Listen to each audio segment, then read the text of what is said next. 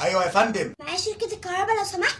ايوه يا فندم، مع حضرتك شركة الكهرباء، اتفضل اؤمر. هو انتوا ينفع تعودونا على حاجة وفي الآخر تيجوا تسحبوها مننا؟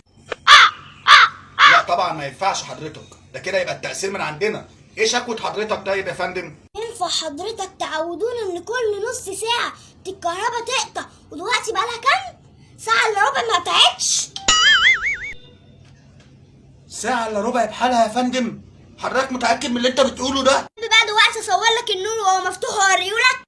يا فندم من غير تصوير ولا حاجة، انا مصدق حضرتك، بس انا مستغرب ازاي ده حصل؟ طب هو حضرتك تبع منطقة ايه يا فندم؟ ساكن فين معلش؟ طريق ال20 يا استاذ.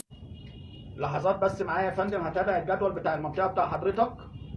شارع ال20، شارع ال20، ده شارع 21 وده شارع 22، شارع ال20. ايوه فعلا هي المفروض الكهرباء تقطع بقى من تلت ساعة. خلاص يا فندم، يعني لحظات معايا وهنصلح العطل ده حالا يا فندم. يا فندم تم تصليح العطل بنجاح. الو يا فندم، حضرتك سامعني؟ ايه السرعة دي؟ لا مش شايفك. تمت العملية بنجاح. خليكم بعد كده بقى قد كلامكم. الله.